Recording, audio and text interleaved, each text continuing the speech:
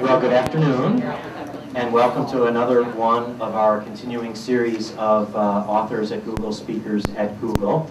We are very pleased and fortunate to have with us today, this afternoon, one of the world's really leading speakers and authors on the notion of innovation and business innovation, and that is, of course, Tom Kuczmarski.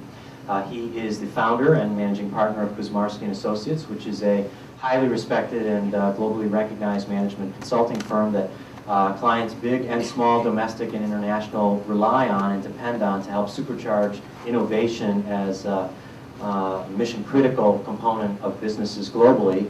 And given that our business depends on innovation and creativity, we thought that we would listen to some words from Tom today. Just a couple of bullets on his background. We could go on and on because he is such a deep expert in this area. But a few things that you should know is that he has written several books on the subject of innovation. One is Apples Are Square, which you have in front of you here for those of you in Chicago. So please take the time to look through that. It is an excellent book, an excellent primer, and I would suggest a good plane read. So for all of you guys who are traveling, pack it in your briefcases and bring it along with you. He originally was a brand manager at Quaker Oats, has consulting background from Booz Allen, and as I mentioned, has a terrific consulting firm here in town. So we are pleased to have our friend and partner Tom with us today. And with that, I will turn it over to you. Thank you very much for coming today. Thank you. Well, I'm just super excited to be here with all of you today. Of course, then again, when one comes to a Google to talk about innovation, it's kind of like telling jokes to a clown, right? I mean, to some degree, given how wonderful you are as an innovation company. Is this mic okay? Is this okay? Okay, good. What I want to try to do this afternoon in our few minutes together. Uh-oh. Would you ask everybody to make sure that their remote mics are muted? Or should I use this one? No, it's on the far side. Just say, if you're dialing in, please make sure your mic is muted. If you're dialing in, please make sure your mic is mute. Thank you very much. Perfect. Because I want to talk about two topics. And so, you know, any good speaker always says, no, you got to be focused, and you got to just talk about one topic at a time. But I want to try to squeeze two of them in. And they're my two passionate topics. One is called innovation, and the other is called leadership. And my angle on leadership is the one that my wife and I kind of recently developed with Apples Are Square, thinking differently about leadership, which we think takes an innovative approach to leadership. So actually, that's where the two kind of connect with each other, okay? Before we start, I want to see and find out from you if there's anything in particular that you might want me to talk about on the topic of innovation or leadership, because I just love both topics. Is there anything you can think of that would relate to Google? Relate to you? Relate to your personal life, career life?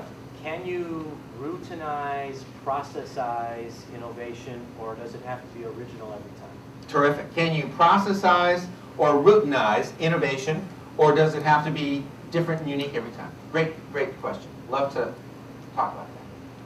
Being at Kellogg, how do your students respond to your discussions of innovation? Are they excited about it, engaged? And what kind of examples do you use? What kind of companies do you point to in terms of innovation? Great. Kevin's question is, how do some of my students at Kellogg feel about innovation? And what examples do I give them in terms of innovative companies? One of them is Google, so, but I'll give you a few others too. Anything else? Well, if something pops up, please just ask, because I'm always kind of an informal type of guy. Please. I'm wondering how you make sure that what you innovate to do is actually going to be demanded by the market ultimately. So creating something that obviously isn't there yet, but how do you make sure there's a market for it? This is my shell. What was your name again? Kristen. Yeah, Kristen's my shell because I think the dimension of innovation that often people and companies forget about is that while we have to focus on the creative side of innovation, we also have to focus on how do we convert that into a successful business venture or new service or new product that ultimately will serve customers and will be profitable to us. And so how do we really do that is the question, and that's a great, terrific.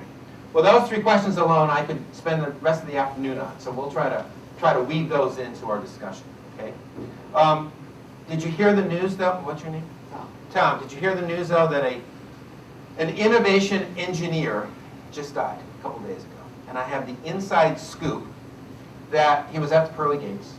St. Peter was there, and he's checking the roster, and he says, you got to go below.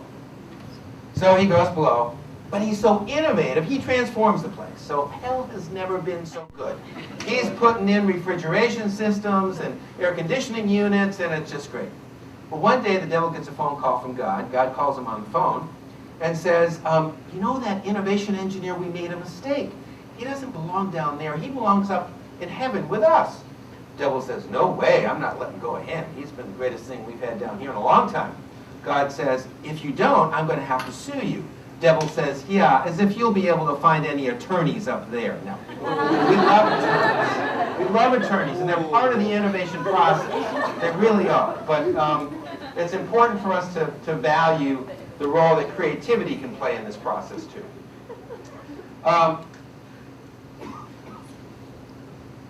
When I get asked often, what is innovation? How do you define innovation? My answer is that it has to be able to do, or it is about, 4 things. The first thing that it's about is offering new benefits to customers, offering new benefits to consumers. If the innovation isn't able to do that, then, in my view, it's not really an innovation. Secondly, it has to be able to be something that's different from competition.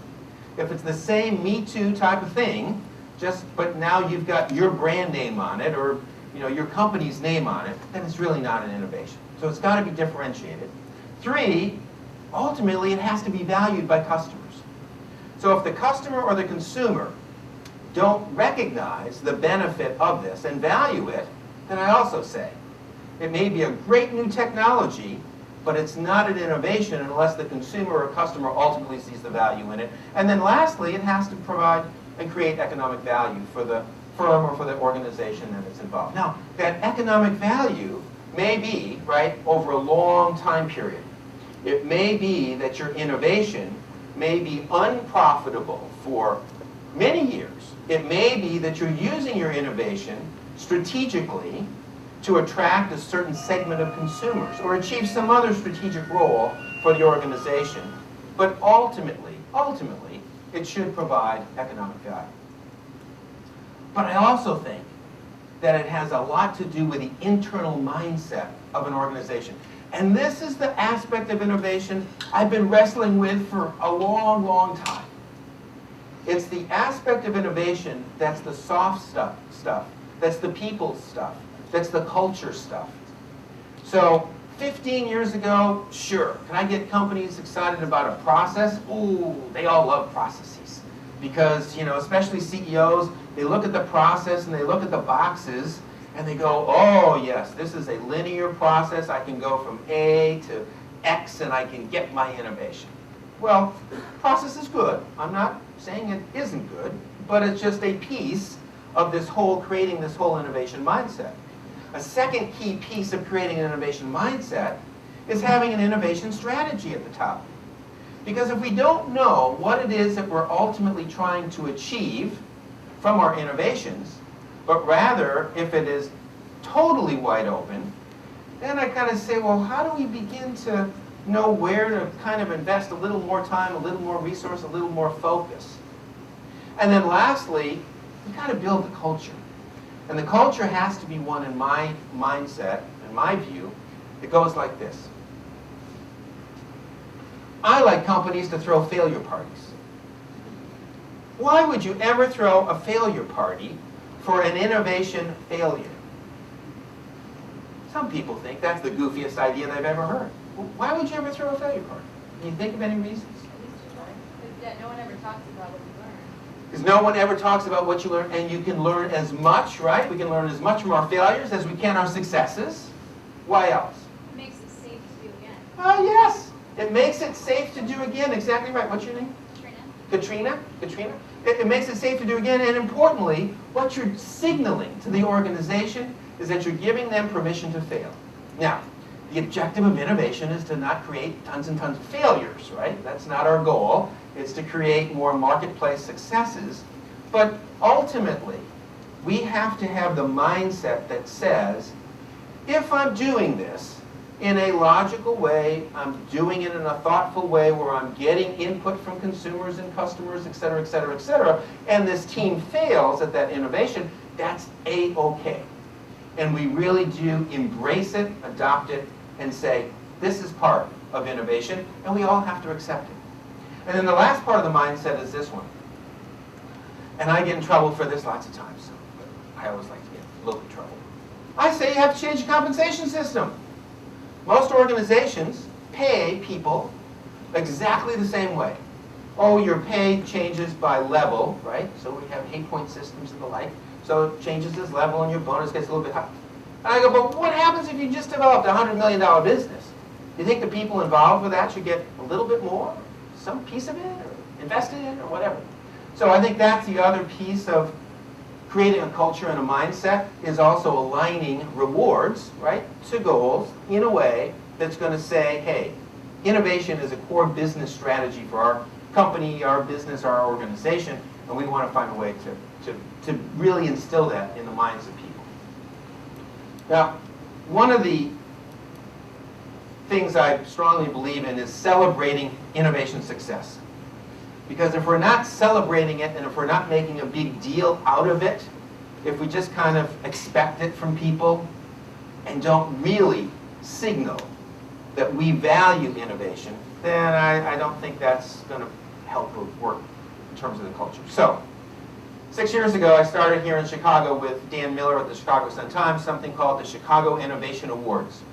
And at that time, each year we pick 10 organizations in terms of their products or their services that we feel have demonstrated or created a new category in the marketplace, provided some financial evidence of success, and most importantly, have created an impact or met a consumer or a customer need. When we first started 6 years ago, we had 75 people attend the first Chicago Innovation Awards, and I was so excited about that. It was just terrific. We had 75 folks come. And last October, and I know Kevin was there, I think Jim was there, and a few others, we had 760 people show up at the Goodman Theater. And the thing I've loved about it is that we've been able to garner support and interest from government, from local and state government, from academia, as well as from businesses large and small throughout the Chicago area. So it's, again, just another, I think, important aspect of creating a culture of innovation, and that's the whole aspect of celebration. So these were this year's 10 winners, and in fact, the one in the middle there is from the city of Chicago, Green Alley Program, and last week it was featured in the New York Times. And the thing that's so neat, I think, about this innovation is that it is a Green Alley Program. What they do is it's instead of having asphalt, this is a type of asphalt that's made out of ground-up tires. And so water permeates through as opposed to running off. So from an environmental standpoint, there's a big benefit. You're also using recycled tires as the material for this. And in the summertime, it absorbs heat instead of reflects heat. So I mean, it's got a multifaceted aspects to it. And the goal is to get this in about half of the alleyways throughout Chicago. Let me just share with you a couple of these that I think are also really neat besides that one. Ocean Tomo. I think Ocean Tomo was a new to the world. All of these, of course, are created all in Chicago. A new to the world service.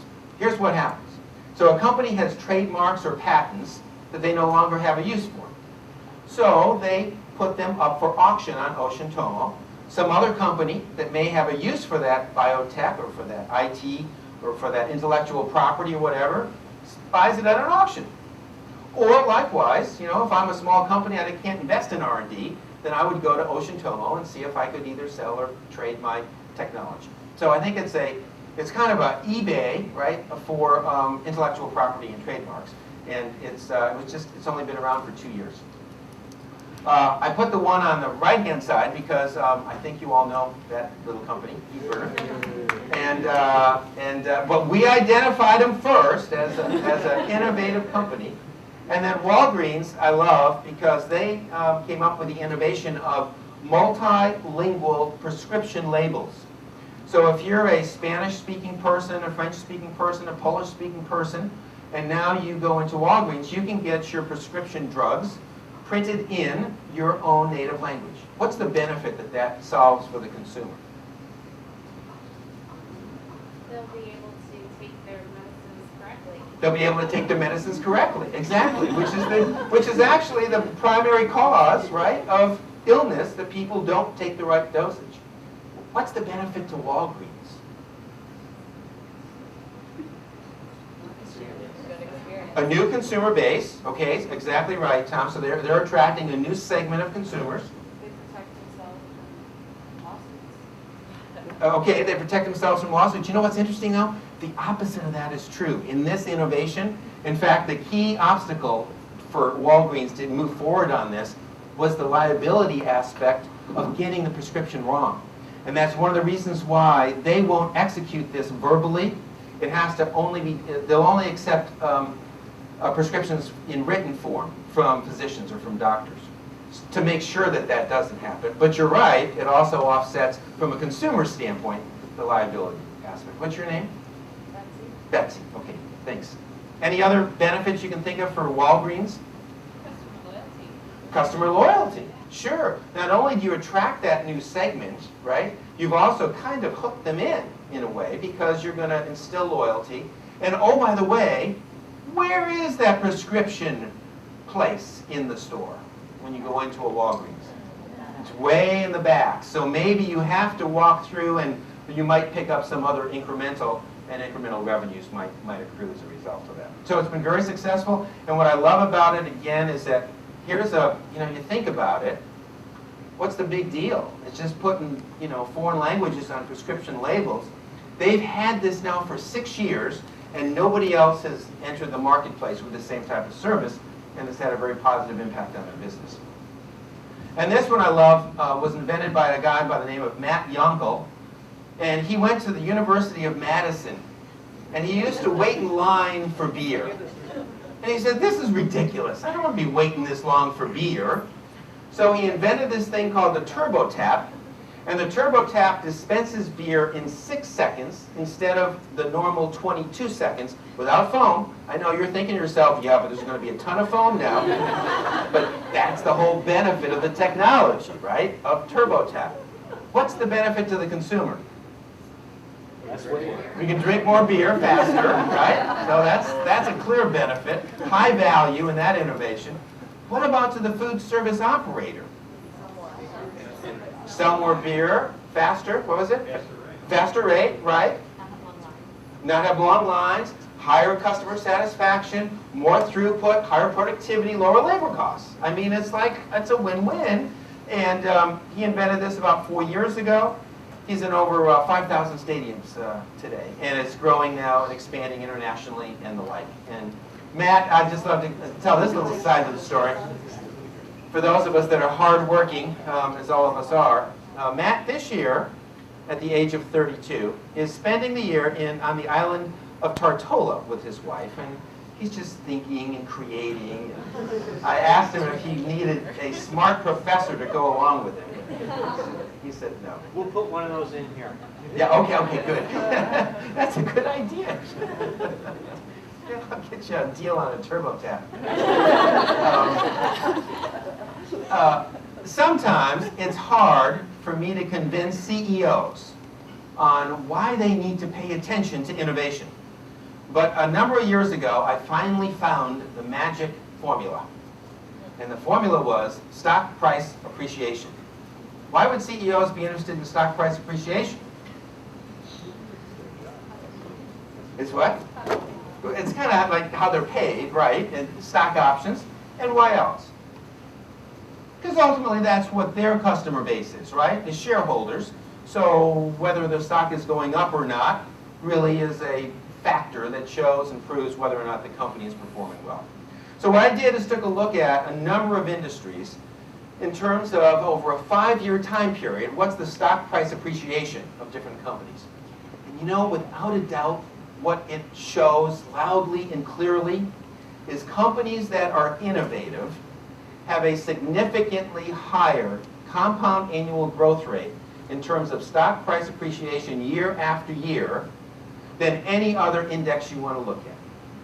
S&P, Dow, any vanity funds or the like.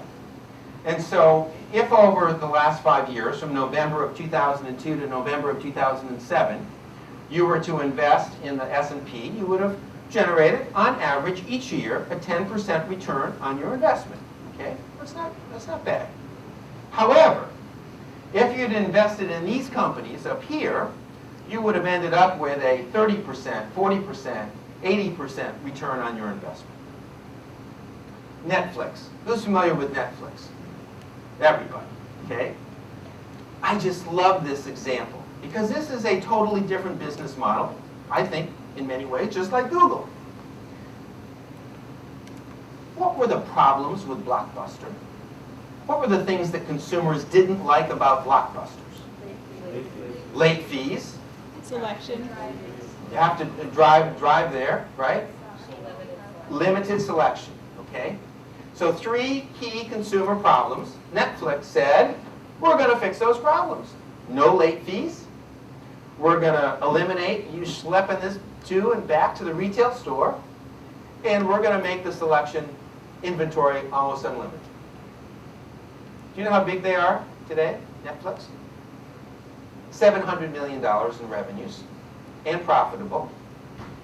And what do you now see outside Blockbuster stores? Well, in some cases you see for lease signs, but besides that, what do you see? No late fees, home, delivery. So they're just playing the Me Too copy now, trying to catch up. Netflix reinvented and recreated that whole experience in a way that solved consumer problems and developed a new business model. One other one, Cemex. Cemex is a company in Mexico. They are a cement company. That's a commodity, if I ever heard of one, right? It's totally sold based on price. Well, the president of Cemex said, I don't want to continue to compete this way.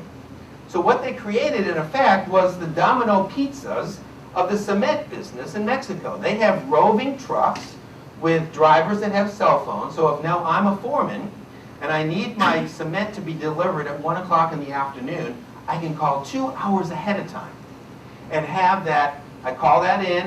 One of the roving trucks nearest my location then will deliver it within a 2-hour time frame. Oh, guess what though? It is more expensive. It's higher price, higher margins, but again, for the consumer, it's worth it because cement is perishable. So I can't order a delivery of cement to be here at 9 o'clock tomorrow morning and my foundation is ready because then I'll have no use for it. So they've really been able to recreate that whole industry, and they're really now the most profitable cement company in the world. Well, I think it's clear that innovation does pay for itself. This was a study that we did that looked at 11,000 new products and new services that were launched over a 5-year time period.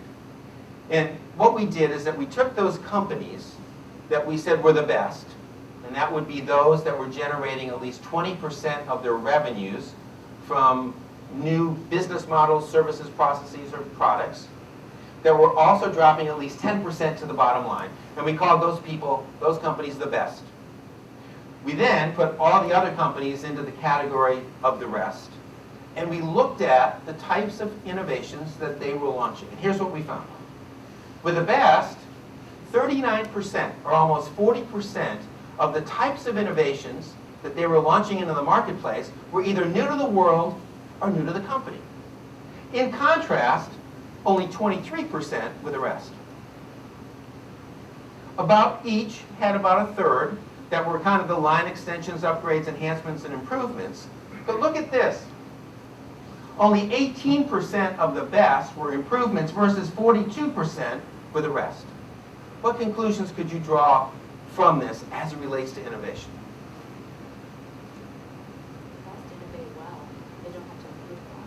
So the best innovate well, so they're not spending a lot of time, right, on improvements and fix-its and let's make sure we get it right once we've launched it. they get it right kind of to start with. That's a great observation. What else? Looks like the rest is just kind of milking something that they've already done, to make some little incremental changes. Yeah, that's a great point. What's your name? Spencer. Spencer. What was yours? Kelly. Kelly. And Betsy. I don't want to forget Betsy. Okay. And Spencer. The thing that you're exactly right. Okay, so the rest kind of want to milk what they've got. Why do you think they want to do that, though? It's safer, right? It's definitely lower risk, and that's one of the reasons why only 23% were new to the world or new to the company.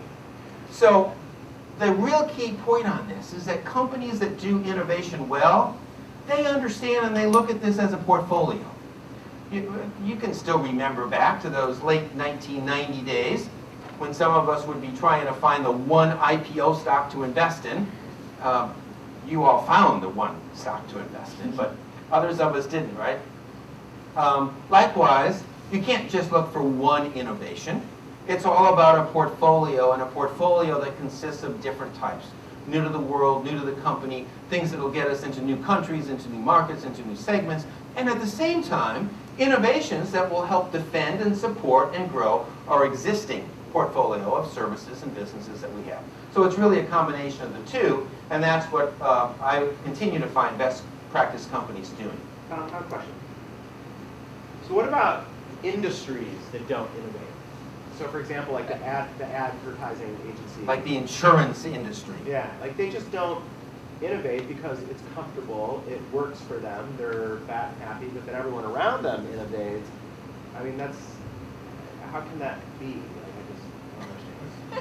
I just don't understand. How can that be? How can entire industry not innovate?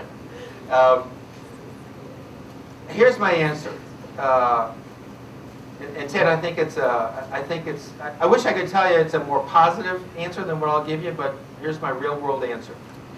Until there is a crisis within the company, until a major competitor or a brand new competitor emerges and creates a real competitive threat for the business, or until some other factor that's kind of negative occurs, I think what you said is exactly right. Lots of companies and lots of industries are just kind of happy to kind of just stay where they are and not necessarily do all that much thinking about what's coming next. I'll never forget when I was presenting at a insurance company in St. Paul, Minnesota, called the St. Paul Travelers. And I was doing a little session like this on innovation. And the head of HR said it was going to be really important to get the CEO in front of this group to convey his commitment to innovation. And so what he did is that he came to this session, and somebody in media relations must have talked to him about, you know, your hands. You have to make sure you do something with your hands. So the chairman came in and he stood, I'm not exaggerating, he stood like this with his two hands around his coffee cup like this to make sure that he had a place for his hands. And then he said, now we're very excited to have Tom here today to talk about the topic of innovation. I just want to start by saying one thing. You have to all remember that we cannot have any failures in our business. So at that point, I said, okay, this is going to be great fun. But that's the reason, right? If the mindset is such that I'm kind of happy and content the way I'm going, then it's only going to be when some other competitor comes along. And I'll give you an example that you guys are doing. I was just jumping for joy to hear this. You got three guys out there that are making telephones these days. And while I love Motorola, I love them, and Nokia is doing a lot of great things. And I mean, but the challenge is, or the problem is, they're not really thinking differently about the whole consumer experience. In my view, they're thinking about products. And so until somebody else comes along with a different business model or begins to change that whole competitive set, that's often when people, I think, will jump into shape and will play the game differently. That's one of the reasons why I espouse and talk so much about all the great things I see from an outsider's perspective about what your created and are creating and evolving within Google. And I just think it's utterly fantastic. And I endorse it, and I embrace it. And you should all keep it a secret so that other people don't begin to, no, you should. You should. You should share it, of course you should, because it's always unique to every single company. So that's why I think. What do you think? I think it's because people are scared, and people aren't willing to, and I think we run into this with a lot of clients that we go out to present to. It's like, oh, put all your money into search and YouTube and this and that, and what we don't always understand is that in a lot of ways we're asking them to kind of bet the farm.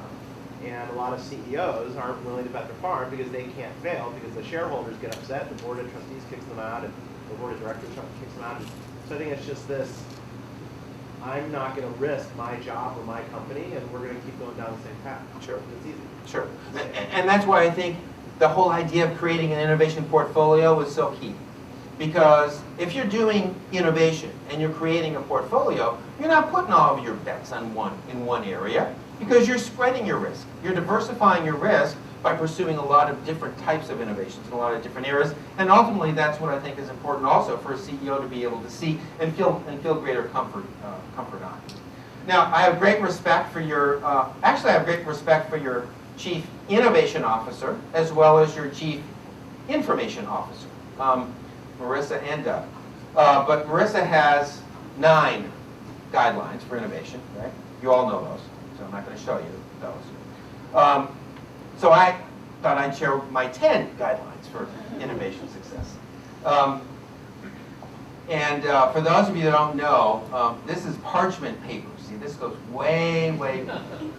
Actually, I just remember, I got to tell this little story. This quick story. Then I got to move because I got to get to Apples or Square fast.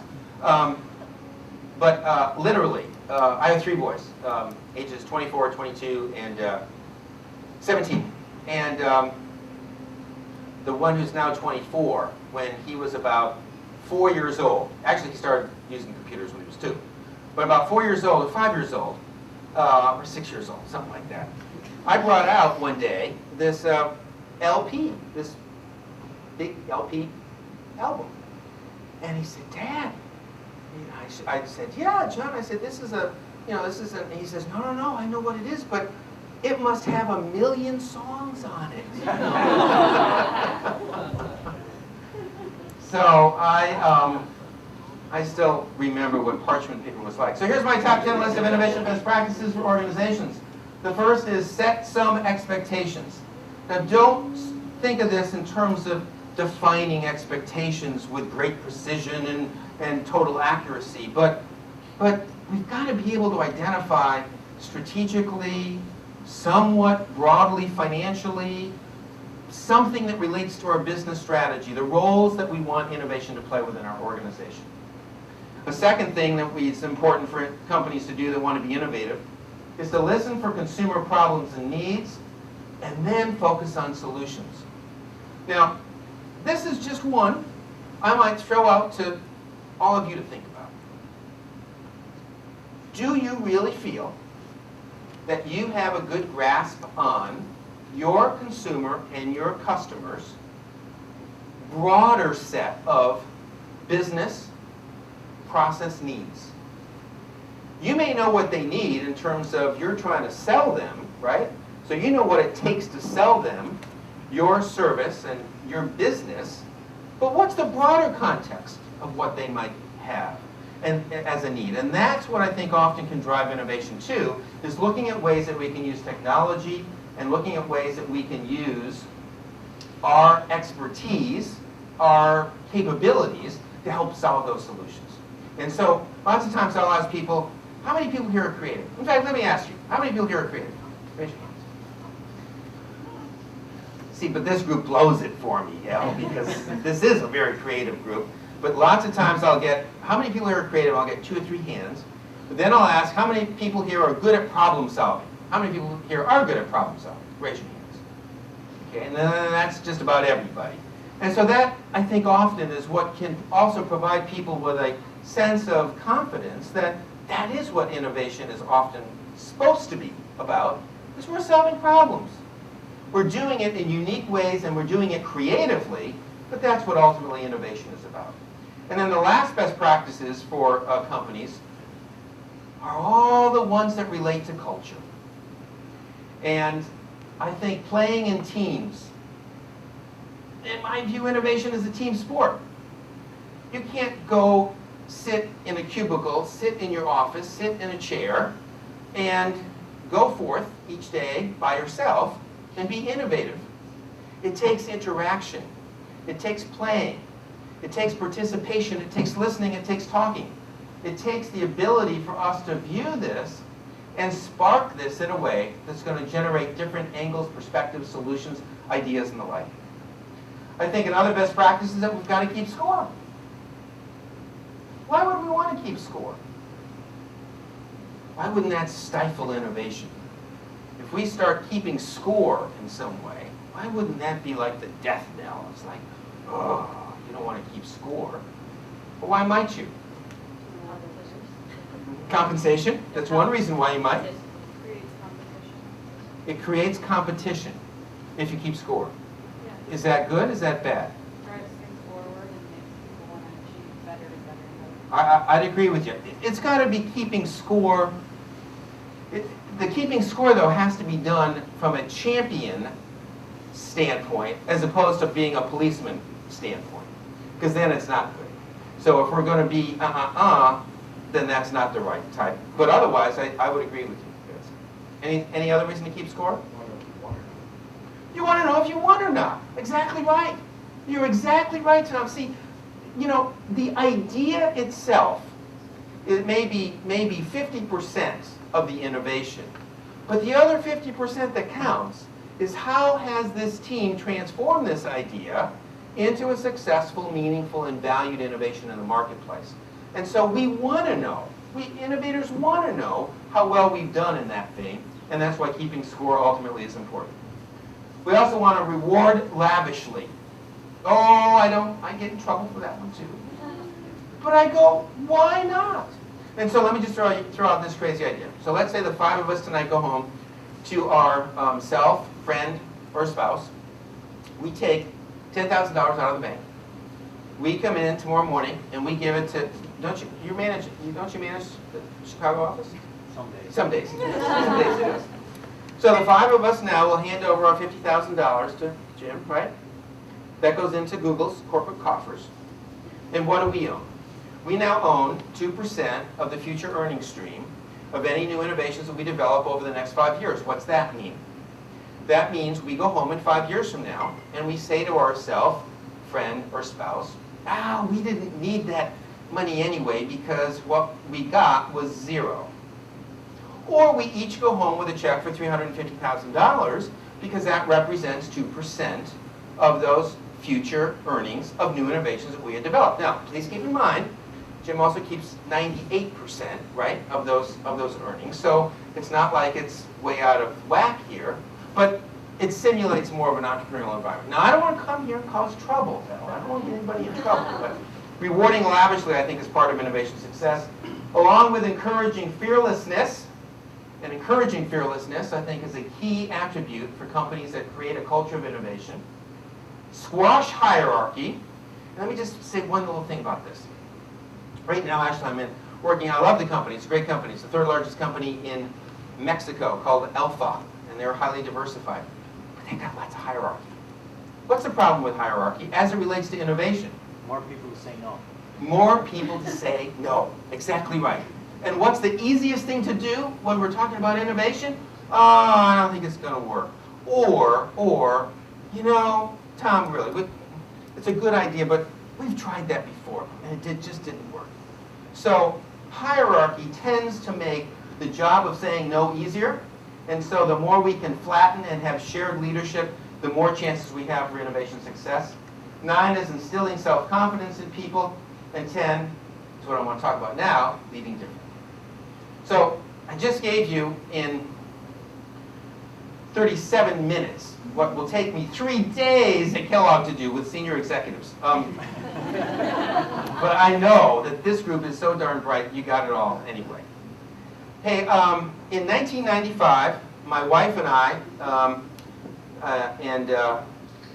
married partner now for 31 years, and my best friend still, Susan Smith Kuczmarski. Thank you. I feel the same way. In 1995, except she's the brains of the family. She got her doctorate at Columbia, and I'm the face guy. And she and I wrote this book in 1995 called Values-Based Leadership. Well, if you can remember back in 1995, one of the key values was kind of greed and how can we get invested. And so we would go to CEOs talking back then about values-based leadership, and they would say often to us, oh, well, we've got values up on the wall. Or they'd say, oh, well, go talk to the HR person, because he or she handles values. So I guess after 4 or 5 years of that, we got maybe a little bit discouraged. That was back in 1995, maybe 99, 2000.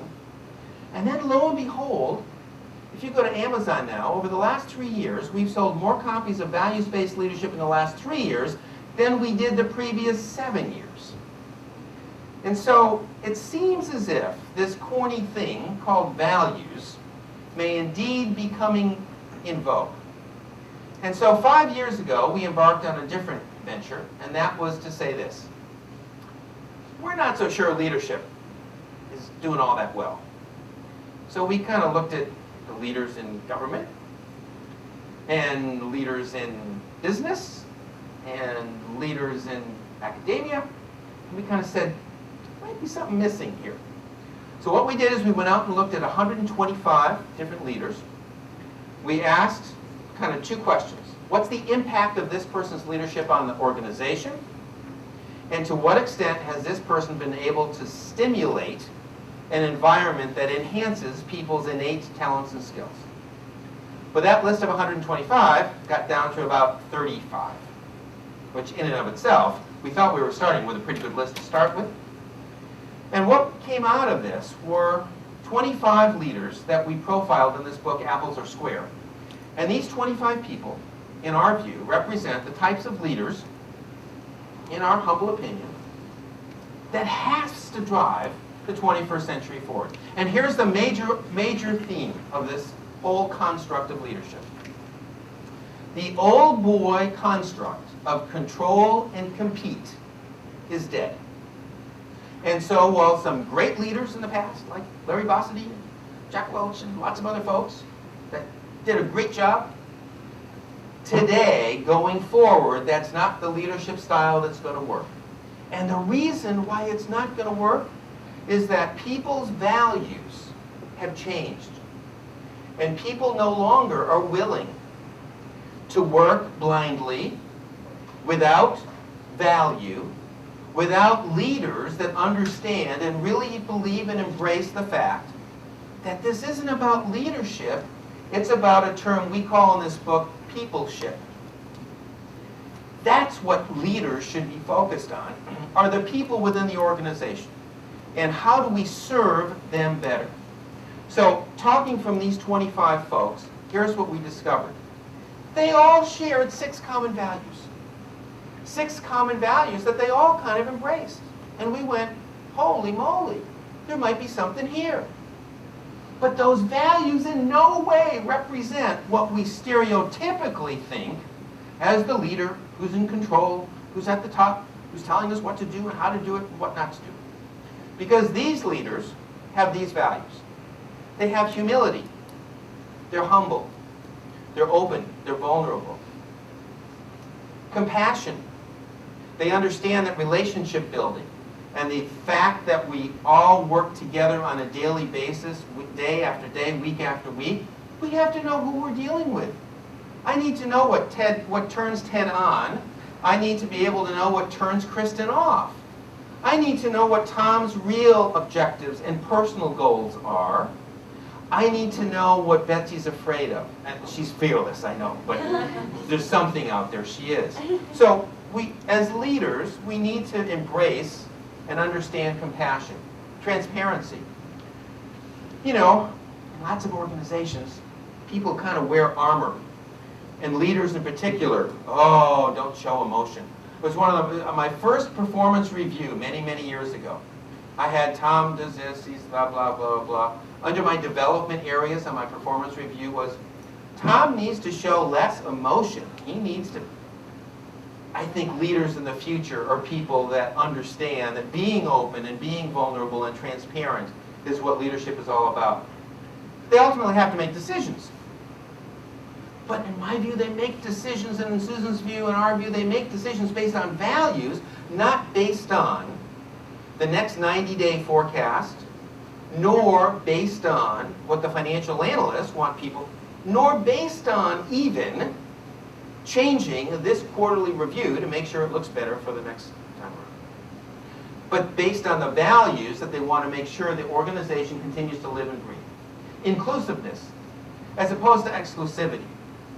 And this, in some ways, I think we've made headway in terms of understanding that we as leaders need to embrace an organization that is highly diverse. But I got to tell you this one, for example. It really bugs me and bothers me deeply. In 1985, I made a forecast at Kellogg, publicly. So don't go out and buy stocks on anything I'm saying now, because this will tell you how good of a forecaster I am. In 1985, there were 8 female Fortune 500 CEOs. I predicted that from 1985, that by the year 2000, that would go to 20%, or we'd go from 8 Fortune 500 female CEOs to 100, right? 20%, 500. Here we are in 2007, so that's 22 years later. We've gone from 8 to 11 female Fortune 500 CEOs. Now, I'm just saying, that's a bad situation. That's a bad situation to have 489 guys running Fortune 500 CEO companies today, and that's a situation that needs to change. That's not a demonstration of inclusiveness. And as my wife and I also get into discussions with senior leaders about, is this whole theme of, well, women can be, and our view is, men need to change. And until some of those views and leadership styles and approaches change, then I'm not so sure this other situation will be enhanced. But that's so controversial, we better leave that one alone. I'm going to finish up here in just a couple minutes. Collaboration. This one's a no-brainer. Because now, just in the last 4 or 5 years, there's been a lot of research done. It's just proven. Collaboration and partnering will get you better results and higher performance than competition and competing against each other and going after each other, and there's no question about that. So what we did is looked at those 6 values and said, wow, there's really something here.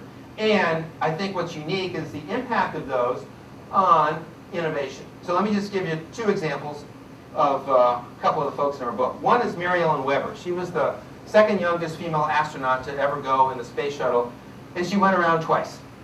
She went from the space shuttle twice in the International Space Station. And she's an amazing woman. Actually, it was so cool, she sent us an email from the space shuttle. So we got an email from Mary Ellen from the space shuttle. And I love this little story she told. Because our shuttle mission commander discussed his own mistake, we were not afraid to make mistakes. Nobody was ever afraid to admit that they did not know something or that they needed help. It was a really productive environment. And her whole point was, here we are, where every single protocol, she has to memorize 10,000 protocols before you can go up in the space station. So everything is so exact and so precise, and yet before they went up, it was her commander who talked about his failures in the past in order to provide, right, a perspective for all of them to understand that failing is okay. But what's so rare about that, right, is that you would expect just the opposite from somebody where precision is so important. Randy Larimore. Randy Larimore was the former CEO of United Stationers. And United Stationers did fantastic from a profitability standpoint when he was there. But you know what stuff he thinks is so important as a leader? My motivation has to do a lot with truly caring. I send birthday cards to probably 50 people a month. I write notes to people. I send emails to people when I think they have done a good job. I try to go out of my way to do something personal for somebody. And he views that as his role as a leader. And see, it's no longer corny to think this way. Because people that are, in my view, of your generation and of your experience and of your background are people that have values that say, we really do need to change the way we think about leading organizations and working with each other. And I'll just leave you with this one little short story because I think it's important to think about. And it's the story of a little boy who's walking along a beach and he's throwing starfish into the sea. And a man comes up to him and says, "What are you doing?" He says, "Well, I'm saving all the starfish in the sea." The man says, "Well, but you can't do that because there's millions and millions of starfish and you can't make a difference." And so the little boy says, "Okay, I understand." And so the man feels great that he's now conveyed the reality of the world to the little boy. And so he walks away and he turns back and he sees the little boy pick up another starfish and throw it into the sea. And so the man goes back over to him and he says, "But I thought I explained to you that you really can't make a difference." And the little boy said, "But I sure made a difference in that starfish's life." And so I'd throw out the same idea to you. Because in my view, all of you are the people that will be leading organizations of this size and larger and smaller and different over the next 10 or 15 years. And I think each of you can make a difference on the way we think about innovation and the way we think about leadership, and I think you should. So, thanks.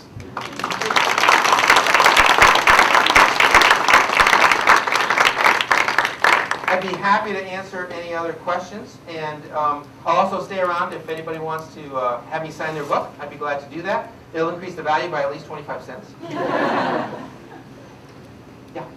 Actually, if you have a question, can you use the mic so it'll go onto the PC? Sure, sure.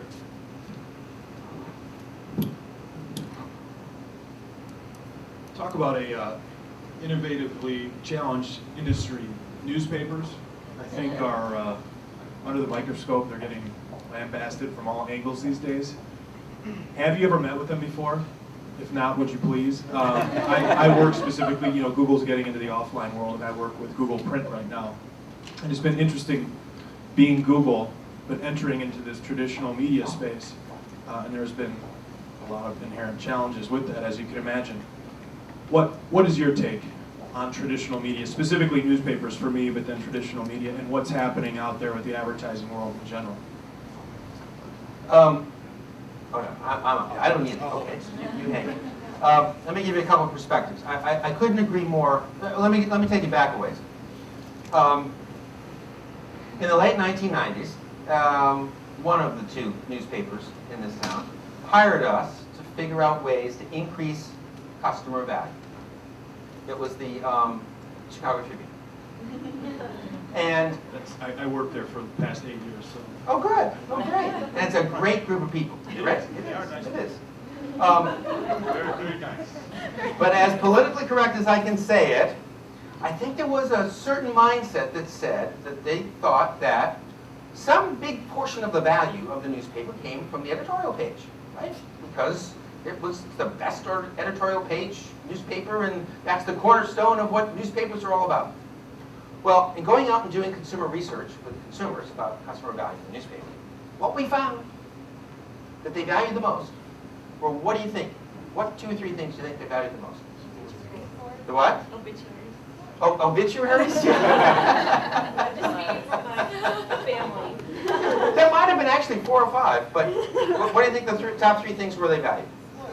Sports, coupons, sales, right? Sales, sports, and for people in the suburbs of Chicago, whether or not the newspaper was delivered on their doorstep versus the end of the driveway. And actually, that was the switching mechanism that if it was delivered too many times in the winter at the end of the driveway, they would change to the Daily Herald or the Chicago Times or the New York Times or the like, right? So that's part of my answer, is to answer your good question, is we have to first understand what might be new sources of value for readers of newspapers, right? So when I look at this market today, I say, but they can't compete with what all of you guys can do in terms of customizing the news the way I want it and when I want it and how I want it and all that. They can't do that, right? So they have to find some other angle to make newspapers, if they want to continue, to make newspapers more meaningful. And one little tiny idea that I've tried to throw out is they need to make people and columnists and personalities much bigger and better and greater and come to life. And they do that, some of them do that with sports writers and columnists. And then there's a few others in terms of, but I mean to really make that a big part of that whole media focus. The sad part is, I don't think newspapers are in the same position as, you know, when rental movies came out and everybody said, oh, movie theaters are going to go away, right? Well, the reason why movie theaters haven't gone away is because it still provides an experience. It's experiential. I'm not so sure that's the case with newspapers. So I think they're going to have to find new ways to add value, or else they won't be around. What do you think? I agree across the board. I think that, I mean, so many of this was resonating because I still, for better or for worse, have like a lot of the old reflexes coming from a stiff conservative company. A great company in a lot of respects, but just the hierarchy and the structure and the red tape and the old boys network, it was just so stifling as an employee. And it's so refreshing coming here. I mean, it's just night and day. And trying to come back, you know, there are still some diamonds in the rough over there and people that are willing to listen and get it, if you will. But their voices are getting drowned out. But it is at a time, to your point again, it really takes a dire moment or something tragic or some major instance, like a major form of competition to come in to shake them up. And this Sam Zell thing and what's happening, and who knows, it could happen here in Chicago with the Tribune. And I'm hopeful, but I think what we're doing in the platform, how we're going to simplify the whole buying and execution process of all media for radio, television, I think that's one step definitely in the right direction. In the dashboard vision that Google has for placing all your media, but it's a bad time, but it's also a very interesting time to be affiliated with this. So a lot of your points resonated with me. So thank you. Thank you. Yes.